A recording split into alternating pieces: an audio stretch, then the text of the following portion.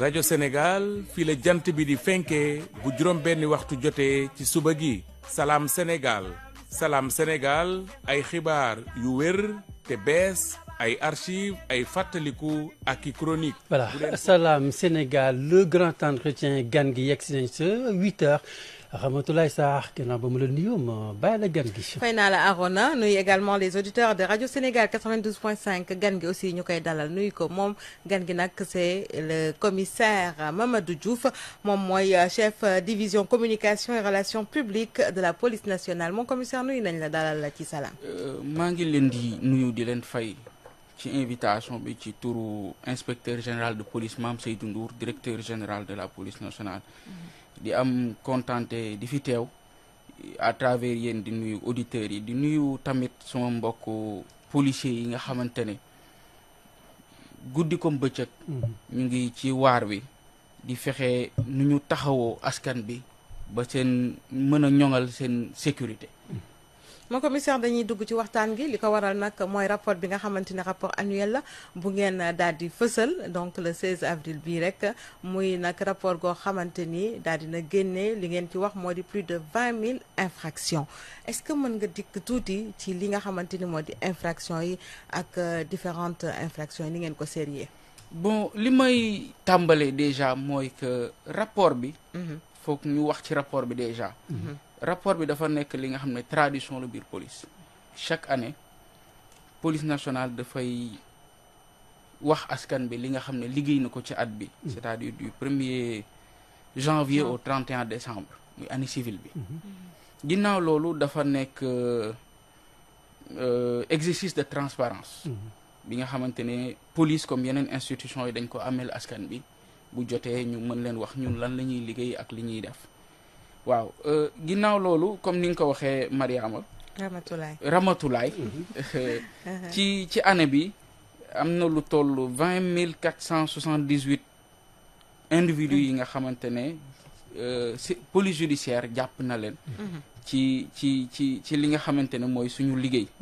ci buñ ci ñëwee essentiellement ay infractions la yi nga xamante ne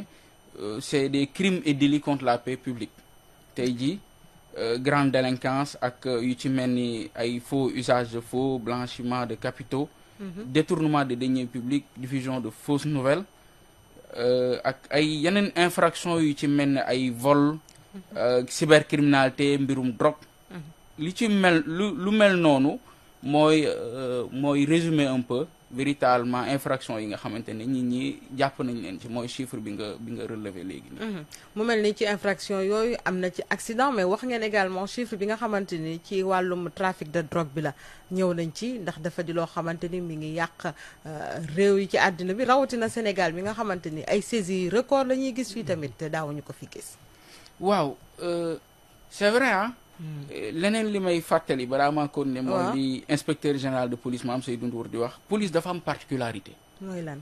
mooy police en même temps force la mais police en même temps administration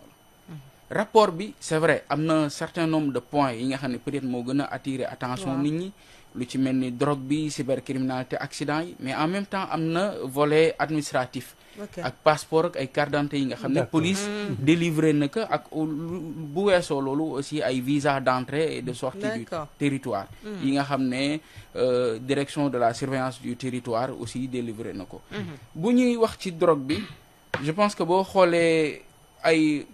ça fait plus de 5 tonnes ça fait plus de 5 tonnes mu nekk lu doy waar waaye ci luñ ci mën a jàpp buñ koy xool par rapport à la classification boo xoolee chanvre indien moo ci ëpp maanaam yamba moo ci ëpp ak 4 tonnes 4 tonnes de yamba saisi waaw ci année civile 2024 4 tonnes 688 kilos moom la police nationale jàpp ginnaaw yamba bi am na hashish ñu jàpp ci 6 kilos bu dee cocaïne bi ñu jàpp ci 25 kilos ak li nga xam ne mooy fan yi li xew lu ñuy wax couche jàpp nañ ci 200 grammes. couche mooy lan. couche mooy benn drogue la bu doy waar boo xam ne tey ji boo xoolee au niveau de l'Occident mu ngi fay def ay ravages. nit ñi dañ koy jël am na ñu ngi wax par rapport à la composition que am na yaxu nit. ci biir drogue bi. waaw ñu ngi ko ciy wax. mais fan lay jógee mon commissaire. bon provenance bi yooyu duñ ko am fii. ah d'accord duñ ko am fii ay yi nga xam ne la des fois day lu ci ëpp day jóge ci biti di dugg ci réew mi ci année bii mënaguñ ci wax am na yuñ ci jàpp. mënaguñ ci wax ci li ñu mën a wax mooy ñu taxaw ci rapportu année bi. waaw mooy mais couche boobu daf ñu intéressé parce que tamit lu bees la ci ñenn ñi dégg ko ci rapport bi ngeen ko fësale mais nan la mel comme cocaïne la poudre la tamit wala je sais pas. nuñ poudre la bi nga xam ne dafay nekk ci ay keppa ci lu ñuy lem la. je pense que il serait intéressant après lii ñu def émission boo xam ne peut-être dañu ñëw immersion ñu wan leen drogue bi gën leen ci jox ay leeral. d'accord. inchallah alors yamul foofu accident yi aussi fësal ngeen ko ci aussi bien Dakar Thiès et puis dans les autres régions ñu gis ne également am na ci gox yoo xamante ni accident yi fa la ñu gis ni foofu la ëppee. waaw ci accident yi dafa am ci yoo xam ne dafa jar a taxaw. parce que boo xoolee accident yi ñun suñu ci niñ ko liggéey dafa am ñetti pàcc. yi nga xam ne dañ ko def maanaam li nga xam ne mooy accident matériel. ci niñ ko mën a déggee oto yeeg moto yi buñ defee choc yàqu-yàqu yi ci am wala yan moyens ñoo impliqué wu accident corporel ginnaaw moyens yu impliqué wu nit ñi ci gaañu ak accident mortel maanaam nit ñi nga xam ne faatu nañ ci accident matériel bi buñ koy xool 5945 cas moo ci am accident matériel bu ñuy wax corporel ci maanaam ñi nga xam ne gaañu nañ ci ñu ngi toll ci 6375 individus yi nga xam ne impliqué wu nañ ci boo xoolee ci loolu am na ci 290 personnes yi nga xam ne ñàkk nañ ci seen bakkan waaw te ci loolu dafa am benn attention bi nga xam ne ci liggéey bi ñu doon def dañ ko ci porté mooy par rapport aux deux roues mooy moto yi dafa am benn lecture buñ ci def bu ñuy xool nombre de moto yi nga xam ne impliqué wu nañ elles sont au nombre de 1191 moto impliqué dans les accidents ci loolu nit ñi nga xam ne gaañu nañ ci ñu ngi toll ci 3000 ñi koy am ay ñi ci jëlee gaañu ñu ngi toll ci 3142 individus ñi nga xam ne ñàkk nañ ci seen bakken ñu ngi toll ci 143 individus ay doomu aadama yi nga xam ne ñàkk nañ ci seen bakken donc ci loolu majoritairement ci yi ay chiffres la yi nga xam ne ci zone police la waaw ci buñ ciy xool tey ji lu ci mel ni Dakar Dakar rek bu ñu fi taxawee am na 566 cas accident matériel yu am 1420 cas yoo xam ne ay ak nit ñu ci jële ay gaañu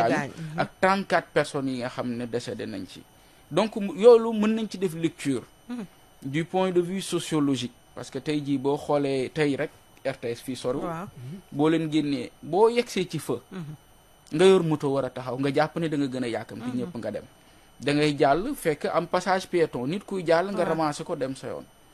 te fekk yow amoo priorité nga dem amoo priorité et puis du dara question de discipline et de question de responsabilité la au-delà de tout parce que loolu moom commissaire dañ koy gis assez fréquemment ci bu ñuy ñibbi et tout ça moto yi ñoom duñu respecté yenn ci moto yu bag duñu respecté moom fay bëri na tey jii man mii damay ànd ak suma chauffeur wala man mii may dawal da ngay gis koo xamante ne daf lay sax doubler droite nga corné ko mu tifaare la saaga wala mu sànni la loxo donc tey jii occasion la pour au-delà de ñun liggéey bi ñuy def am na li nga xam ne question de responsabilité la question de citoyenneté la donc à travers yéen médias yi di lancer appel aux conducteurs de moto que yàkkamti nit ñëpp a yàkkamti mais comme li ñuy wax daw ndànk dal ndànk yegg ci jàmm loolu mopp solo il faut que nit ñi di ñëwaat aux fondamentaux tey jii yàkkamti nga moom Diouf yàkkamti na mais bu fekkente ne tey jii ku nekk day def lu ko neex kon tey duñ ci génn ñoom ñooñu mën a jàppale suñu liggéey tey jii police kese mënul def liggéey bi yëpp donc liggéey bi suñ ko bëggee def il faut que ñoom conducteur de moto yi ñuy am sens de la responsabilité boo génnee tey jii nga voyager un peu ci yenn dëkk yi da ngay gis dëkk yoo xamante ne am naa chance génn Sénégal dem dëkk boo xam ne tey jii doo gis policier bu taxaw ci mbedd mais da ngay gis feu rouge buñ ci yeggee nga gis nit ñi dañuy taxaw parce que sanction yi ci war buñ ko ci defee nit ki xalaatu ko sax def danaan man de su ma ko defee sanction yi poche ba la ñuy laal mais tey jii boo gisee Sénégal bu ñuy wax ne dañuy tey ji alourdir sanctions yi da ngay gis tey ji malheureusement mooy dafa am benn phénomène bu ñuy wax corporatisme tey ji buñ ne woon dëkk bu mel ni Gabon parce que ñun par exemple à l'école de police dañuy def formation ak des Gabonais au niveau des officiers. D'accord. ma discuter ci ak benn Gabonais mu ne ma ñoom seen dëkk contravention 24000 la. Ah oui. tey jii au Sénégal c'est entre 3000 et 6000 tey imaginez bu ne woon dañ koy yóbbu 24000 da nga gis léegi les transporteurs dañuy jug wala tey peut-être les conducteurs de moto dañuy jug mais pour lan ci yow li nga xam ne buñ ko defee pour yow sa intérêt la sàmm la déjà mais c'est comme si ñoom dañuy taxaw pour nit ñi ñu braqué waaw pour en fait normal la loolu def lu la neex après nga def contravention 3000 wala 6000 il faut peut-être sanction yi ñu xoolaat ko mais tamit li ëpp solo nit ku nekk sens responsabilité la nga am ko def li nga war a def mon commissaire yaa ngi koy wax léegi sens responsabilité mais discipline également dafa di lu am solo tey jii bu fekkee ni nga ko waxee am na contravention yoo xamante ni comme ni nga ko cité léegi au Gabon 24000 la mais pourquoi duñ ko appliquer fii parce que da ngay gis bu ñu waxee permis à point c'est vrai ñoom ñëpp transporteurs yi ñëpp braqué wu alors il y va de la vie des citoyens nga xamante ni foofu est-ce que autorités yi waruñu également bañ a xool ñële li nga xamante ni moo di seen bëgg-bëgg wala corporatisme bi ñuy woote non Mariama nga baal ma ci loolu boo xoolee autorité Ramatulaay autorités yi ñu ngi def ay jéego liñ ci mën mais tey jii comme li nga ko wax dafa am problème mu discipline tey yaa ngi gis bu yàggul ñaari njaganjaay yu doon njëkkante ba kenn ki tuur moromam da ngay dégg sax dans le langage populaire des fois dañuy bàyyi suñu oto yi di yéeg ci transport en commun yi ngay gis da ngay dégg dañuy wax bugguma stigmatiser mais da gis ne wax ñu dem tuuri ñuy ñëwaat dafa am ñu koy wax ñu dem tuuri ñuy ñëwaat donc boo yabee ay doomu aadama mala sax boo ko yabee dafa am nooy doxale donc sensu discipline la sensu responsabilité la boo xoolee depuis un moment état bi mu ngi jël ay mesures pour jëm ci dara maanaam gën a assainir milieu de transport bi gën a fexe accident yi wàññeeku donc mu ngi commencé déjà ak moto yi gis ngeen liñ ci li nga xam ne ñu ngi nekk di ko def donc loo gis rek comme liñ ne étape la donc ci étape bi lañ toll buñ demee ba ci kanam xam naa dina am yeneen étape yi nga xam ne dinañ ci évoluer alors mon commissaire est-ce que aussi ni ko Ramatoulaye junje sànq jotul aussi ñu yegsi ci tolérance zéro bi ndax da nga koy gis léeg-léeg oto boo xamante ne dalay romb mu wóor na lii bon na ma yàlla bal waxatul mën a daw ci ay conciliabule waxtaan ba mu romb est-ce que tey jotul aussi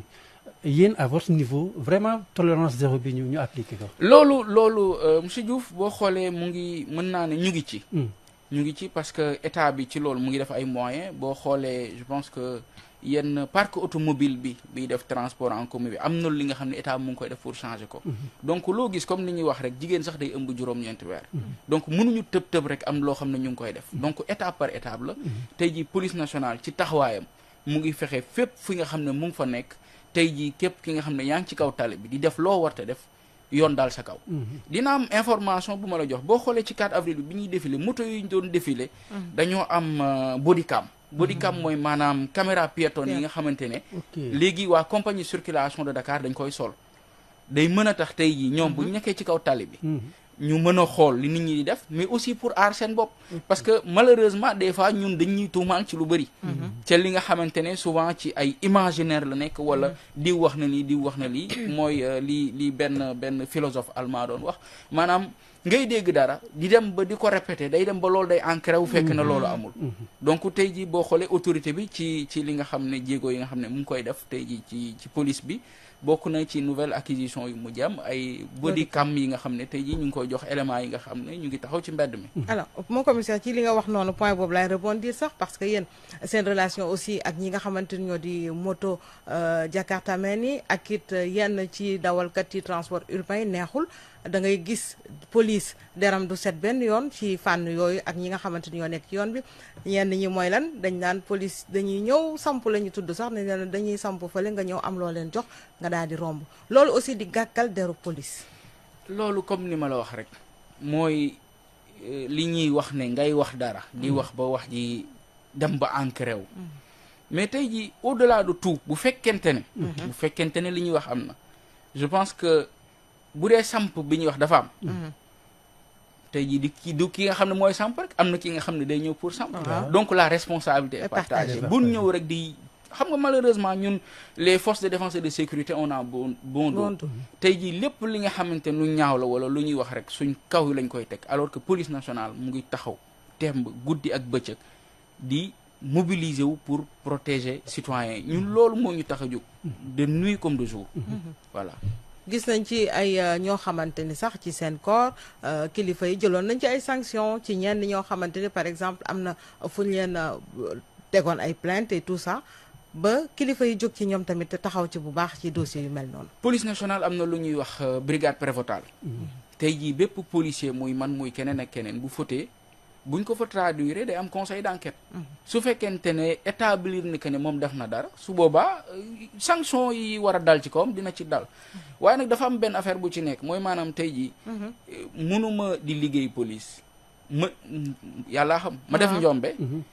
nit ñi des fois malheureusement li ñuy bëgg mooy suñ ma sanctionné peut-être ñu porter ko à l'attention du public. maanaam ñu fësal ko génnee ko ci public alors que nit kooku aussi bu ñu fàtte dafa am njaboot. te dafa am loo xam ne je pense que discipline interne la. loo xam ne ci niveau interne lañ ko mën a régler póotum biir la comme ni ñu ko mën a waxee. alors ñu jàll ci beneen ponk muy wàllu cybercriminalité yaa ngi koy wax sànq. je pense que loolu aussi am na dayoo fii ci Sénégal avec les réseaux sociaux ñi nga xamante ni ci réseaux sociaux yi ñi ngi escroquer waaye tamit ñi ngi jël ay données personnelles u nit ñi di ko partager ci maanaam anam yooyu la. waaw cybercriminalité ci biir police nationale dafa nekk lu am solo loo xamante ne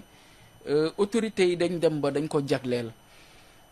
jagleel division spéciale muy division spéciale cybercriminalité bokk ci direction de la police judiciaire mu nekk benn ci fukki direction yi nga xamante ne wala bànqaas yi composé direction générale police nationale soo xoolee ci wàllum cyber police def na ci ay jéego yu mag a mag boo xoolee ci infraction bi ci gën a mag bi ñu gën a jàpp mooy collecte illicite de données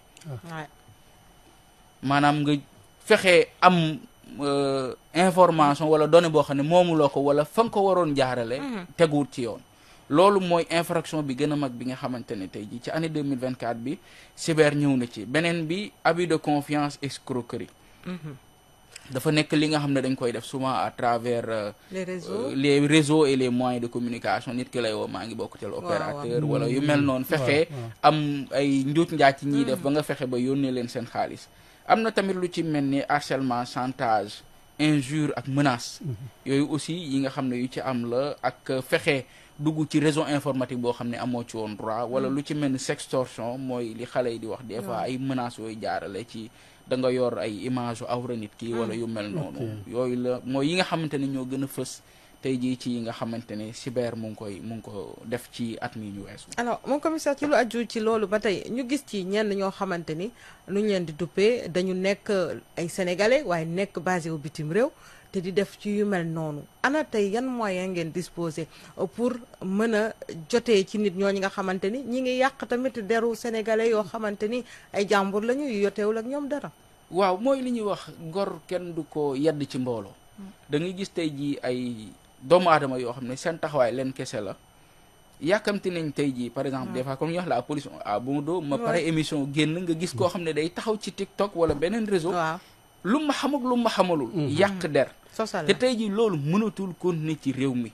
tey jii en fait li may wax dafa am benn phrase bu nga xam ne dama koy wax ak samay collaborateurs le plus souvent la liberté d'expression n'est pas la liberté d'impertinence am droit wax warul la yóbbee ci wax lu la neex nit nag wax sa xalaat am na solo ci réew parce que day tax idées yi mën a moom émulation d'idées mais bu fekkente ne dañuy bëgg a dugg ci yàq der day doy waar te ci loolu boo xoolee police nationale tey ji am nañ wala de façon globale état du Sénégal am na ay convention yu mu am ak yenn dëkk yi nga xamante ne je pense que bu ñu engagé dossier mën nañ demander à ce que ñu indi leen ci réew mi et puis ñu mën ci def ndax am ngeen ci ay cas précis. day am ay cas yoo xam ne carrément nit ki day def dara am na xam nga li ñuy wax des fois sutura doodul may nga tudd diw mais am na nit ku ñëpp xam koo xamante ne am na peut-être taxawaay bu mu amoon état du Sénégal à travers police wala à travers gendarmerie demandé woon à ce que ñu indiwaat ko ci réew mi et puis comme ni nga ko waxee am na ñoo xamante ne mënuñu leen citer waaye tamit ñu gis est-ce que tey jii mën ngeen a ndax dañ naan par exemple Sénégal wala nit kooku nekk ci benn pays étranger boo xamante ni lu ñu lay xamal ne waa ji li muy def ci réew moomu du infraction du dara ba nga xamante ni daal yoon bi foofu war ko mën a toppee dara est-ce que loolu également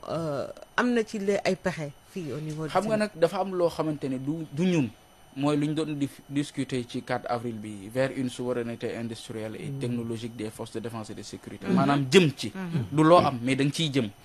tey ji maanaam tey ñun suñu constitution ak suñuy loi ak réglementation daf ci am benn affaire mooy yi ngay wax ni yi nga xam ne yoon da koy bañ mais tey jii boo xoolee li ci mel ni GAFA yi Google Facebook Amazon tout ça boo leen xoolee peut-être ñoom dañuy xool par arrimé wu peut-être avec la constitution des États-Unis wala yu mel noonu donc tey jii réalité yi du bokk li nga xam ne dañ koy jàppee Sénégal fii du yoon réew yooyu dañ koy jàppee loo xam ne yoon lay kii droit d'expression nit ki la moo tax dafay jafe ci genre cas yooyu noonu nga mën a wëyal dossier bi ba fi nga bëgg yegg nga yegg si léegi yow li nga mën def mooy à travers GAFA yooyu nga xool ak ñoom nooy liggéey ak ñoom maanaam tey ji mën leen saisir directement mais tey est-ce que yéen a ngi liggéey ak ñoom ñu ngi jëm ci loolu parce que am na ay collaboration yi nga xam ne ñu ngi koy waajal tey jii sax je pense que groupe Meta war nañ ñëw Sénégal fii ak fin avril wala peut-être début mois de mai ñu war ci ànd ak waa Big Gouv ci liggéey buñ ci war a def ci former ay nit ci wàllum fake news ak désinformation te peut-être occasion lay doon peut-être ñu mën a waxtaanee ci point yooyu noonu dafa nekk. alors benn exemple boo xamante ni jot nañ ko dund moo di kenn ci genre ñooñu liñ ko mujjee tuumal li mu xamle moo di dañ ko ne terroriste la ndax réew yooyu tamit dañuy bañ terroriste dañ koy xeex ba nga tax xam ni ñu mujjee ko extrader indi ko Sénégal cas yu mel noonu est-ce que parfois da ngeen koy poser wax ni diwkat nangam la pour mën a jotee ci moom. non en fait xam nga tamit ñun suñu liggéey waruñu wàcc yoon. waaw maanaam tey jii lépp lu ñuy def dafay am li nga xamante ne dañ ciy am preuve. parce que muy police muy yeneen force de défense et de sécurité duñ avancer au hasard. lépp lu ñuy def dafay nekk li nga xamante ne parce que ñun mënuñu liggéey ci yoon di jalgati yoon. donc lépp lu ñuy def dañ ciy jiitu ñun ci yoon bi tekk ci yoon bu ñuy déggoog réew moomu ne ko nit ki. ci li nga xam ne yor nañ ko ci moom lii ak lii mu ngi ko nekk di def te peut-être yéen yëgu leen ko. donc ñu jox leen ko ñoom aussi à leur niveau ñu xool par rapport ak waxtaan buñ ciy am ñoom ñu mën ñu jottali nit ki ñu mën ci jot mën ci def suñu liggéey. alors commissaire lii daf may indi rek ñu ñëw ci jombul ay défis yi nga xam te ne yéen dangeen koy jànkonteel défis yooyu lan la tey. défis yi bëri na waaye je pense que dafa am lenn li nga xam ne dama bëggoon ñu taxaw ci tuuti. mooy cadre migration bi voilà waaw loolu laa bëggoon peut-être ñu ñëw ci tey jii boo xoolee Sénégal flux migratoire bi ci année bi ñu weesu am na lu am solo lu ci nekk ba ci ay infraction am ci ba ci ay nit yi nga xam ne jàpp nañ leen ci tey jii boo xoolee ñi nga xam ne jëm nañ jël def mbëkk mi jàpp nañ ci lu toll 4496 doomu aadama ci loolu am na 3210 sénégalais ak 1286 étrangers ñu jàpp ci 284 personnes yi nga xam ne présenté nañ leen devant le procureur. voilà donc loolu dafa nekk li nga xam ne lu am solo la. tey étranger yooyu nan ngeen di def ak ñoom dañuy tëdd fii wala da ngeen leen di delloo seen dëkk dañ leen di jàpp présenté leen devant le procureur. après loolu nag après ça dépend ci réew yi mën nañ demander à ce que ñu ñëw foofu wala ñu mais fii lañ normalement fii lañ koy kiiwee fii lañ koy tëddee. te wàllu migration bi ci rapport bi ngeen def fan yan localité ngeen gis ni fa la gën a ëppee doole ak fi ngeen xamee ni jàpp ngeen ci lu bëri. non en fait boo xoolee yooyu moom buñ naxante comme niñ koy waxee des fois ci zone côtière yi. fa la nit ñi di départ. donc ñun police fépp fuñ munti nekk ci Sénégal li longe côte bi yëpp.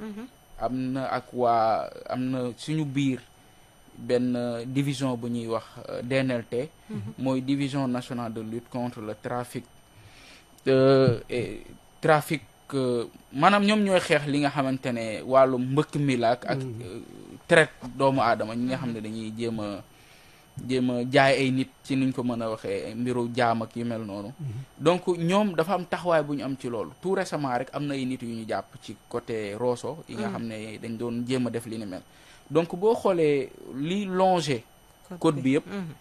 soit am nañ fa antenne soit am nañ fa commissariat spécial boo xam ne DEPAF moo fay nekk wala antenne DNLT donc ci loolu dafa am taxawaay buñ ci am di ci jàpp ay nit à travers aussi ay citoyens yoo xam ne dañuy dénoncer des fois genre cas yooyu bi am di ci loolu nag di fàttali que ne police am na numéro bi mooy 17 mooy 17 numéro bi doo fay boo ci wootee nga woote mën a wax ne gis nga benn cas nga porter ko à l'attention de la police nationale wala tamit ci suñuy plateforme parce que tey jii boo xoolee ñu ngi ci Facebook ñu ngi ci am nañ chaîne WhatsApp ñu ngi ci LinkedIn quasiment police nationale mu ngi ci plateforme digitale yëpp. mais police tey jii yaa ngi wax léegi ay dénonciation cas de dénonciation mais yéen également vous êtes assez outillé ba nga xamante ni loolu di ngeen ko war a mën a gis ci enquête yi ngeen di mener foofu dans le large. waaw parce que boo xoolee Ramatoulaye dafa am benn affaire bu am solo mooy maanaam li ñu doon discuter encore ci 4 avril bi vers une souveraineté technologique et industrielle des forces de défense et de sécurité maanaam police nationale dafa intégrer li ñuy wax technologie ci li nga xam ne liggéey bi muy def la tey jii boo xoolee ñun dañuy intégrer drone ci suñu liggéey d'accord maanaam des fois Sénégal ci ni mu bindoo am na zone yoo xam ne du yomb oto mën fa yéeg am na zone du yomb nit ñi mën fa yegg donc même buñ demee ba gën a jege dañuy utiliser ay drone yoo xam ne daf ñuy mën a permettre ñu am benn visuel pour mën a surveiller frontière bi te loolu je pense que DEPAF comme je le dis encore mooy direction de la police aux frontières ñu ngi ciy def liggéey bu doy waar liggéey bu am solo lu ñu war a wax tamit mon commissaire moo di yéen parfois seen éléments yi aussi ils sont en danger da ngay gis ci ay opérations yoo xam ne ñu ngi koy mener avec des trafiquants de gros trafiquants la ñuy wax ñoo xamante ni sax ñàkkul am na ci tamit ci fan yële ay ñoo xamante ni ci wàllu police bi dañ ciy génne ay blessures graves wala sax ñàkk seen bakkan. waaw loolu nag comme ni ñu koy wax loolu mooy les risques du métier comme on dit mais ñun toujours on le fait avec fierté comme je le dis souvent protéger citoyens yi ñun mooy suñu liggéey mais suñu vocation mooy servir donc loolu ak liggéey bi ñoo ànd tey jii risques yi ngay jël parce que tey jii nit ki nga xamante ne xam na ne li muy def jaarul yoon soo jógee wut si ko nga sol tenue doo ko mës a jàpp donc day fay am ci ñun yoo xam ne ay services yoo xam ne dañu sol tenue mooy service enquête yi le plus souvent dañuy wàcc sur le terrain dañuy civilu donc ci ñoon nag ci ni ngay dem di jàpp nit ki am na koo xam ne bëggul nga jàpp ko donc day taxaw temp waaw fippu jànkonte ak yow lu mu ci am mu jël mais nag suñuy liggéey la donc il faut que tey jii aussi citoyen di xam que ne policiers yi ay nit lañ am njaboot di daj lu metti te li nga xamante ne dañ koy def ak honneur ak fierté di défendre véritablement les citoyens sénégalais loolu mooñ tax a jóg et moom la ñuy liggéey ci la ñuy taxaw. alors laata ñuy dugg ci version française bi quelques questions rek lañ ciy posé mon commissaire dañu gisoon ne Sénégal tey bu ñuy wax wàllu insécurité li Sénégalais yi doon yaakaar toujours moo di mu am ay patrouilles yi nga xam ne dañuy dugg ci biir quartier yi mais parfois di nga toog plus d'1 mois plus de 2 mois 3 mois voire 1 an même doo gis auto police bu ñëw xaw a circuler dissuader un peu les malfaiteurs lan moo waral loolu. Ramatoulaye yow gëj nga génn. Ramatoulaye yow gëj nga génn man rek li may wax. man il m'arrive ma yor communication police damay génn. lu ci bëri. guddi comme bëccëg. tey jii boo xoolee. depuis un moment amul jour comme dimanche du lundi au dimanche amul bés bi nga xamante ne police du def patrouille ci biir quartier yeeg yëpp da ngeen fu mu munti doon fi nga xam ne zone police la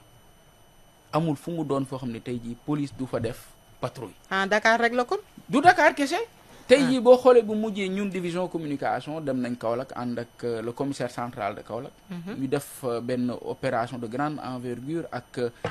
service de police yi nekk foofu yëpp tey jii au quotidien am na un bilan de la journée buy am tey ce matin tey jii dinañ leen jox bilan soo ma may bon balaa maa dem mën naa la jox bilan journée bi nga jox ñu nga xam que carrément police tooguñu defuñ dara maanaam il faut que dafa am loo xam ne des fois dama koy wax nit ñi ñoo ñu mën a dimbali suñu liggéey parce que police nationale moom kese mënul def dara donc da ngay dëkk ci quartier xam ne diw mu ngi def lu dul yoon yow yaa mën a woo numéro 17 te doo ci feeñ nga woo nit ñi wax leen que ne man di dëkk naa tel gox bugguma ngeen xam ma waaye kër gi ma dëkk boo ñëwee ba fii am na nit koo xam ne mu ngi def li nga xam ne yoon da koy tere nga xool police nationale dina ci def liggéey patrouille yooyu souvent dañ koy def ak seen naataango yu gendarmerie yàggul dara def nañ ci benn ak gendarmerie fii nii bi nga xamante ne ñu ngi defee woon regroupement bi au niveau du camp Abdou Diassé waxtaan ci opération bi nan la war a demee ñu dem ñëw après bi ñu paree ak presse bi partagé nañ leen sax statistiques yi nga xam ne jóge woon na ci opération boobu. parce que dañ doon gis tamit yenn saa yi xale yi ay yenn heures yi ñu ni ramasse am na rek ñu daw mais man su quartier bi ma dëkk gëj ñu gis xale yi di daw di ndax ramasse. non en fait. Mariama Sacré Cœur am ay yooyu. non jékki-jékki Mariama comme. Ramatoulaye en fait il m'a dit bon je pense qu'il m'avait parlé un peu de ça. d'accord ok mais boo xoolee tey jii zone bi nga xam ne moom nga wax mooy Sacré Cœur ak commissariat Jëppal. waaw moom moo fa am compétence. mën naa la ko jox garantie. commissaire Jëppal taxawaayam yëpp mooy tey jii chaque jour élément brigade de recherche yi am na à partir de 20h à partir de 21h ñu ngi def ay patrouille di wëy ci quartier c'est pas parce que doo gis auto police rek nga jàpp ne nekkuñ fa. dañuy civil lu daal des fois dañuy civil. même bëccëg yi aussi. dañuy ñëw bëccëg comme guddi. parce que yenn saa tàngaay comme seddaay policiers yi ñu ngi ci terrain. yenn saa agresseurs yi dañuy bàyyi guddi gi bëccëg bi nga dégg ay 13h 14h rek am kenn ku yuuxu. Mariama gisoo ne non gisoo Ramatoulaye nga baal ma. c'est pas méchant. gisoo ne tey jii nit bu defee dara rek. 2 jours bu yàggee ba yàgg police nationale da koy jàpp loolu am na. donc pour wax la ne ñun juguñu ci terrain bi. xam nga nag li ñuy wax mooy tey jii dafa am benn affaire policier bu nekk mënoo ko jël teg ko ci benn ginnaaw benn citoyen donc bu ñu amul loolu li ñuy aider mooy tey jii technologie bi ak caméra de surveillance yi ci mbedd mi. mais dama lay jox garantie Ramatoulaye que police nationale jugul ci terrain bi te mu ngi ci terrain bi. bu ngeen dee defati benn patrouille rek woo leen ma ànd xool. Alors mon commissaire, on va y aller sur quelques points en français par rapport déjà à la publication de votre rapport annuel 2024. Qu'est-ce que cela dit? Bonjour Ramatoulaye. Oui. Je voulais au nom de l'inspecteur général de police Mame Seydou Ndour, directeur général de la police nationale, vous remercier pour cette invitation. C'est véritablement un grand moment pour nous de venir parler, de partager avec vous les données issues du rapport d'activité annuelle de la police nationale. Peut-être que j'aimerais commencer à l'entame de mon propos par parler des documents administratifs qui n'ont pas pu être évoqués en Wolof. Aujourd'hui, je pense au niveau de la police nationale, il y a eu 4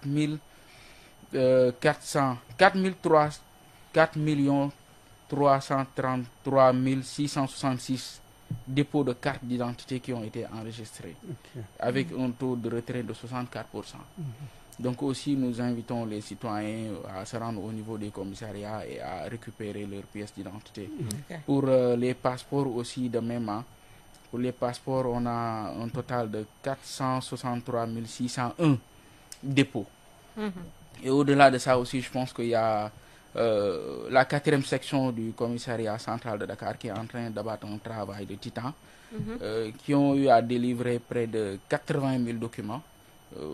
répartis ainsi qu'il suit: des actes de vente, des licences de taxi, des livrets de conducteurs, des divers certificats de perte relatifs aux documents de transport. D'accord. Alors, par rapport aux infractions, plus de 20 000, vous avez dit, et ça a été sérieux. On voit là, au niveau des cybercriminalités, également au niveau de la drogue et tout, il y a des chiffres qui ont été avancés. En fait, Ramatoulaye, par rapport à ces infractions, ils ont été classifiés dans le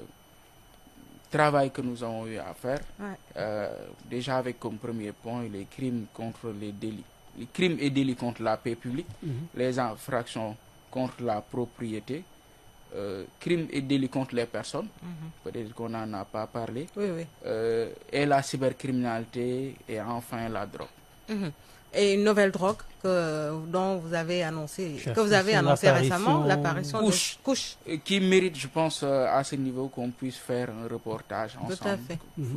qu'on puisse vous inviter ou qu'on puisse déployer une personne ressource de l'OCRTIS qui sera en mesure de vous expliquer dans les détails. Et vous l'avez dit, un mélange avec une substance humaine, quelque chose? Oui. En fait, je veux pas. C'est juste pour sensibiliser également. C'est pour sensibiliser. C'est une drogue qui fait des ravages au niveau de l'Occident, qui transforme les gens en zombies, dit-on. Donc, je pense qu'il mérite véritablement qu'on puisse faire point. Donc, et puis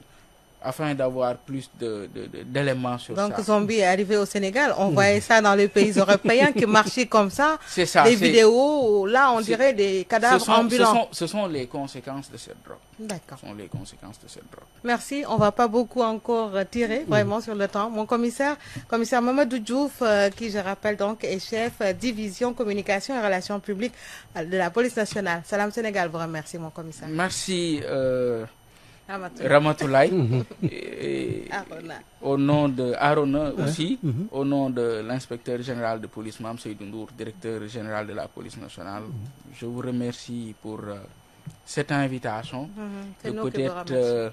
réitérer l'appel aux Sénégalais, de dire que les policiers sont des professionnels, ils font pas n'importe quoi, ils ont été bien formés et puis ils sont et restent mobilisés pour protéger les citoyens. Voilà. Je vous remercie. Merci beaucoup mon commissaire. Jërëjëf yow itam Ramatoulaye Sarr.